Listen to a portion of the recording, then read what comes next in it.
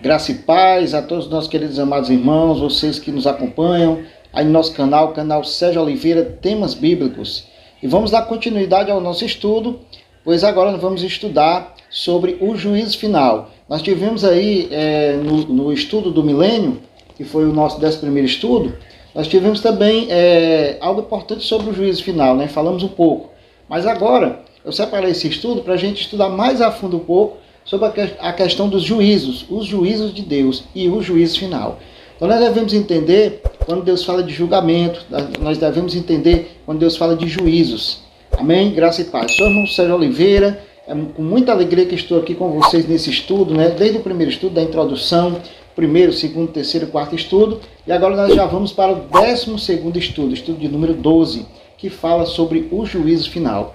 Glória a Deus. Então, quero que você pegue sua Bíblia, pegue seu caderno de anotação, vamos aí folhear nossa Bíblia, examinar essa palavra da verdade. Claro, nesse breve resumo de estudo, porque o Apocalipse, onde nós estamos fazendo esse estudo bíblico, tempos finais sobre a volta do Senhor Jesus Cristo e os grandes acontecimentos que acontecem antes da volta, durante a volta e depois da volta de Jesus Cristo. É muita coisa, então nós estamos fazendo aí um breve resumo, mas depois, pela graça de Deus, a gente vai, dependendo também de acordo com os comentários, de acordo com os pedidos, a gente vai recapitular alguns assuntos, a gente vai falar mais sobre o livro do Apocalipse. Não tema em estudar o livro do Apocalipse. O estudo do Apocalipse é tremendo, é muito importante para a igreja, principalmente nos dias de hoje, nos tempos finais, e a preparação do povo de Deus para o que há de vir.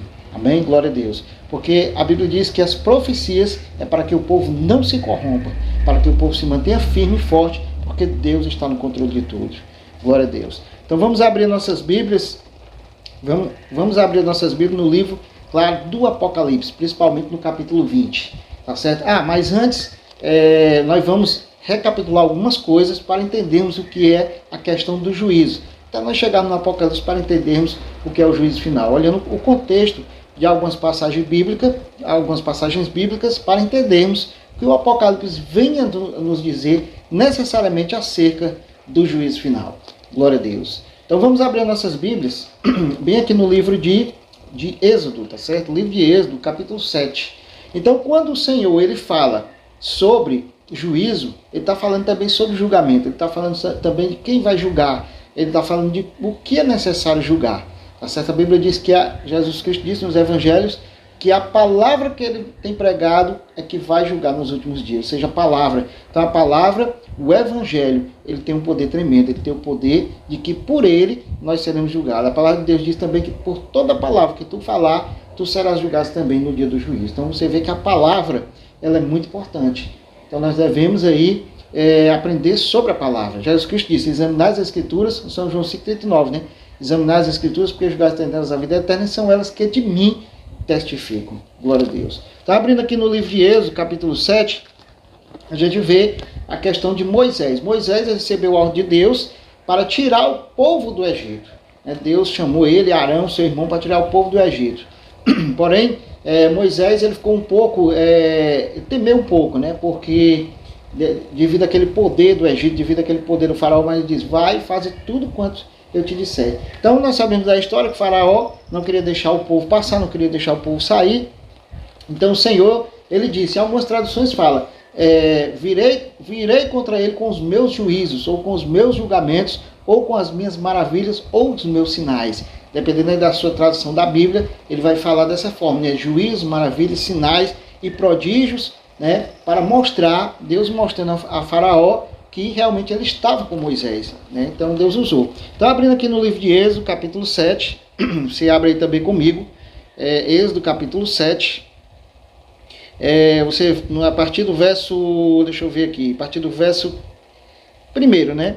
Ele diz, então disse o Senhor a Moisés, vê que te constituí como Deus sobre o faraó, e Arão teu irmão será o teu profeta. Tu falarás tudo o que eu te ordenar, e Arão, teu irmão, falará a faraó, para que deixe ir da sua terra os filhos de Israel. Então você vê que ele chamou Moisés, chamou o irmão dele, Arão, para tirar o povo do Egito. Aqui há um dado muito interessante, vamos aqui um pouquinho mais rápido, por causa do tempo do vídeo, né? Mas vamos aqui para o verso 4. Ele diz: Faraó não vos ouvirá, e eu porei a mão sobre o Egito, e farei sair as minhas hostes, o meu povo, os filhos de Israel, da terra do Egito, com grandes manifestações de julgamento. Não sei como é que está a sua tradução da Bíblia, se tem juízo, se tem maravilhas, aqui diz, com grandes manifestações de julgamento. Então ele chamou aquelas pragas, as 10 pragas do Egito, de juízos, né? Ou seja, de julgamentos. A Bíblia diz: saberão os egípcios que eu sou o Senhor, quando estender eu a mão sobre o Egito, e tirar do meio deles os filhos de Israel. Oh, glória. Amém? Então foi assim que Deus chamou, né, Moisés e Arão, para que ali, aqueles grandes sinais, aí veio a primeira praga, a segunda praga, a terceira, até a 10ª praga, que foi a morte dos primogênitos do Egito. A Bíblia diz aqui no capítulo 12, né? Inclusive também foi instituída a Páscoa, né? Então, qual era o sinal que Deus deu ao povo de Israel para que eles fossem protegidos quando o anjo exterminador passasse? Então, o anjo ia passar. Quando ele passasse por cima da casa dos egípcios, todo primogênito, até dos animais, iria morrer. Porém, quando ele passasse pela casa do povo de Israel, nada iria acontecer. Por quê? Porque eles tinham um sinal, ou seja, eles estavam selados. Ele estava ali com aquele sinal para que quando o anjo passasse, não destruísse o primogênito que estava dentro daquela casa. Então vamos ver aqui. Capítulo 12 de Êxodo, no verso 13. O sangue vos será por sinal nas casas em que estiverdes. Quando eu vi o sangue, passarei por vós. Não haverá entre vós praga destruidora, quando eu feri a terra do Egito. Ele diz: este dia vos será por memorial, e o celebrareis como solenidade ao Senhor. Nas vossas gerações o celebrareis por estatuto perpétuo. Então ele deu várias condições para que o povo celebrasse. Então ele tinha que aspergir o sangue, né? Aqui ele diz, né? Ó, o sangue vos será por sinal nas casas em que tiverdes. Quando eu vi o sangue, passarei por vós. Então ele diz, quando ele aspergia, né? O povo de Israel aspergia o sangue, aquele sinal, nas ombreiras da porta, em cima da porta. O anjo, quando passasse, viu o sangue ali, ele não faria mal nenhum naquela casa. Então esse foi o sinal. Da mesma forma hoje, as pessoas falam, quando falam das 7 pragas, ali foi 10 pragas, agora no livro do Apocalipse são 7, né, 7 flagelos, né, 7 anjos. Então a gente vê uma simbolização muito de anjos, de flagelos, do que acontecerá no tempo final. Então o que ele diz aqui? Aqui ele diz que haverá também uma proteção para o povo de Deus. Assim como houve uma proteção no tempo de Israel, no tempo lá da terra do Egito, que eles tiveram que sair da terra do Egito, hoje com nós no mundo, né, o Israel espiritual de Deus, os judeus e os gentios, eles também terão um sinal, que é o selo do Espírito Santo, o Espírito Santo de Deus. A Bíblia diz: o que está em mim é maior do que está no mundo. Então o selo, você é selado pelo Santo Espírito da promessa, o Espírito Santo de Deus. Então esse é o sinal que Deus vê em você, para que nada possa te atingir, tá certo? Então quando cair as pragas, né, as 7 pragas, aquele que é selado não vai ser atingido pelas pragas. Por quê? Porque ele tem o selo de Deus, ele tem o sinal. Sinal e selo são palavras sinônimas, são palavras parecidas. Então selo e sinal é a mesma coisa. Naquele tempo foi um sinal, mas também foi chamado de, algumas traduções têm selo, ou seja, quando passasse, quando você quer selar algo, dizer que é seu, você sela. Da mesma forma, o povo de Deus é de Deus, então Deus sela o seu povo através do seu Santo Espírito. Amém? Então, vamos passar para frente, só para a gente ter um entendimento sobre os juízos, né? Então Deus chamou de juízos, glória a Deus, sobre essa questão. Vamos abrir também aqui no livro, de 1 Coríntios, 1 Coríntios capítulo 6, ele diz, Paulo falando sobre o litígio entre os irmãos, né? O que é litígio entre os irmãos? Briga entre os irmãos, os próprios irmãos na fé. Então ali os irmãos estavam brigando, querendo levar aquela causa para ímpios. Então Paulo reprova, diz: não, vocês são pessoas de Deus. Entre vocês têm que resolver. Né? Aí ele diz aqui, ó, Paulo censura entre o litígio entre os irmãos. 1 Coríntios capítulo 6. Aventurar-se algum de vós, tendo questão contra outro, e submetê-lo a juízo perante os injustos, não perante os santos? Ou não sabeis que os santos hão de julgar o mundo? Ora, se o mundo deverá ser julgado por vós, sois acaso indignos de julgar as coisas íntimas, aliás, as coisas mínimas? Não sabeis que havemos de julgar os próprios anjos, quanto mais as coisas desta vida. Então você vê que ali Paulo reprova porque eles estão querendo levar a ímpios. Não, o povo de Deus tem que ter o discernimento, ele tem a palavra. A Bíblia diz que é necessário que os homens nos considerem como ministros de Deus, nos considerem como dispenseiro das coisas sagradas. Então você tem que ter um entendimento, tem que ter um fórum bom para poder julgar as coisas, né? Principalmente entre os irmãos, né? Glória a Deus. Porque a Bíblia diz que nós julgaremos os próprios anjos, aqueles anjos caídos, que caíram, nós seremos julgadores deles, porque caíram, né? E também dos ímpios, né? Vamos ver isso aí lá, né, na parte do juízo, tá certo?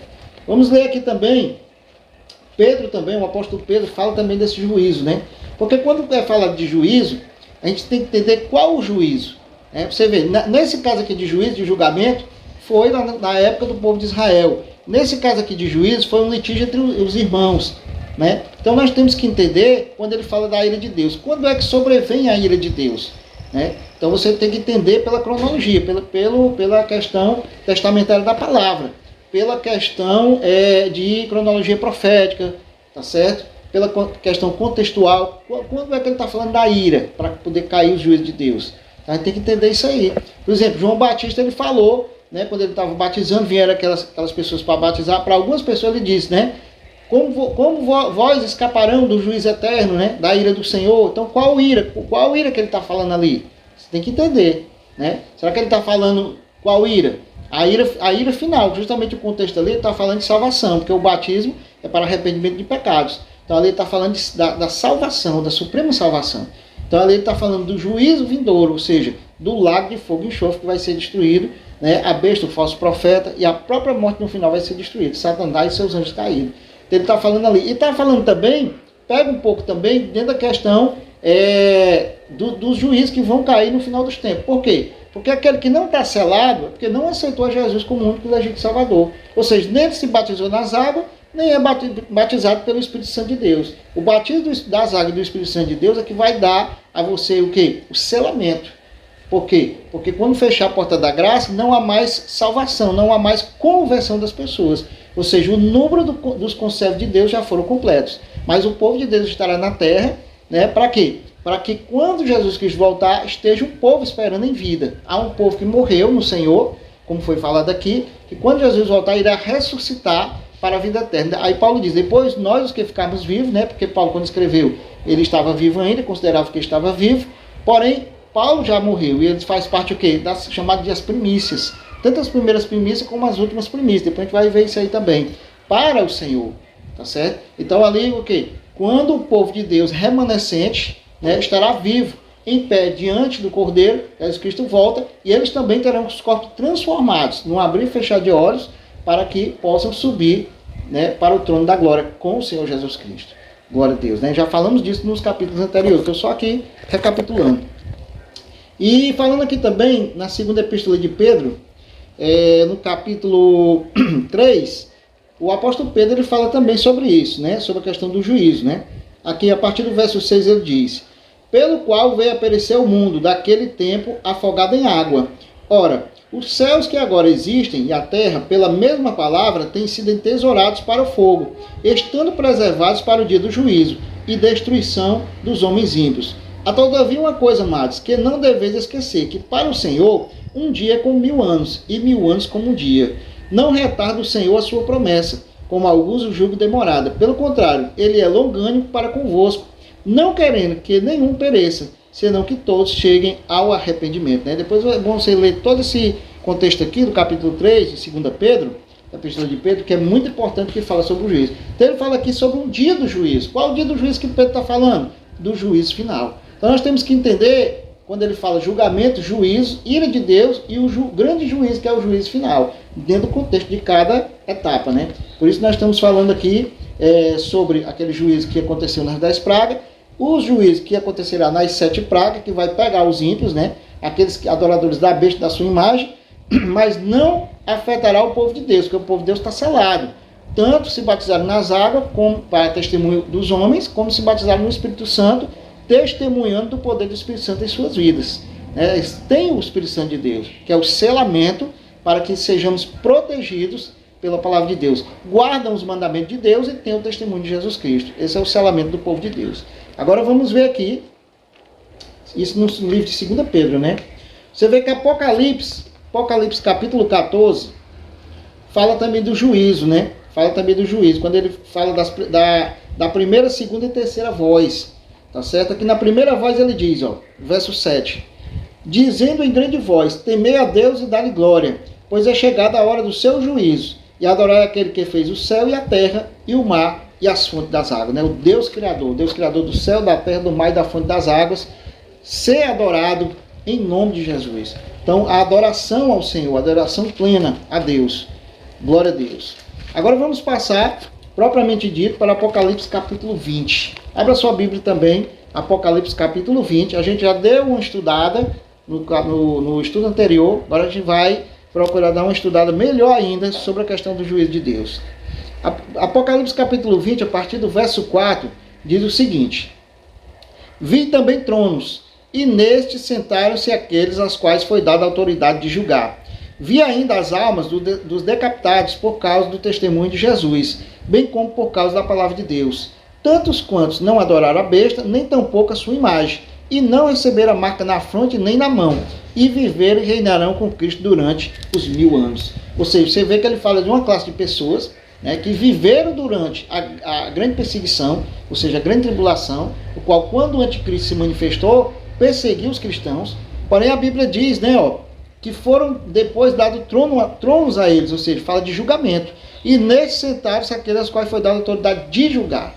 Então você vê que aqui eles participaram do grande julgamento. Esses são os remanescentes, aqueles que ficaram vivos, esperando Jesus voltar. Porém, a Bíblia diz aqui, vi ainda as almas dos decapitados por causa do testemunho de Jesus, aqueles que morreram também mártires. Todos aqueles que morreram martirizados, né, tanto do passado, como do presente, como do futuro, se alguém morrer martirizado, também será dada a essa pessoa a autoridade para julgar, né? Julgar aquelas pessoas, aqueles ímpios que mataram, né, aqueles ímpios que perseguiram o povo de Deus. A Bíblia diz aqui, e também esses ímpios, tinham adorado a besta e a sua imagem. A Bíblia diz que esse povo aqui que permaneceu firme e fiel a Deus, eles não adoraram a besta e a sua imagem. A Bíblia diz aqui no verso 5, os restantes dos mortos não reviveram até que se completasse os 1000 anos. Esta é a primeira ressurreição. Então você vê que ele fala aqui, né, da primeira ressurreição, que é a ressurreição de quem? Daqueles que morreram em Jesus Cristo. Ressuscitaram, ganharam um novo corpo, um corpo ressurreto, semelhante do de Cristo, para habitar com o Senhor. Porque o apóstolo Paulo diz que essa carne, o sangue, não pode habitar a eternidade sem antes ela ser o quê? Sem antes ela ser transformada. Então primeiro tem que ser transformado em um corpo ressurreto, um corpo espiritual, para poder habitar com o Senhor. Da mesma forma, os vivos, aqueles que permaneceram, esperando Jesus voltar, terão seus corpos transformados também. A Bíblia diz aqui, 6. Bem-aventurado e santo é aquele que tem parte na primeira ressurreição. Sobre esses, a segunda morte não tem autoridade. Pelo contrário, serão sacerdotes de Deus e de Cristo e reinarão com ele os 1000 anos. Nós estudamos também sobre os 1000 anos, né? A gente viu que 1000 anos é uma fase de tempo, não são 1000 anos literais, 1, 2, 3, 4, 5, 6, 7, até chegar em 1000, não. É uma fase de tempo ao qual os servos de Deus vão participar das bodas do Cordeiro. Por quê? Porque a Bíblia diz que 1000 anos para Deus é como um dia, e um dia como 1000 anos. Está em Salmo, está em 2 Pedro também, tá certo? Então, se essa fase de tempo é um tempo eterno. Por quê? Porque no mundo espiritual não existe passar de dia e de sol e de lua para fazer o dia. O mundo espiritual é um tempo eterno. Então é um tempo determinado que Deus deu no tempo eterno para o casamento do noivo e da noiva.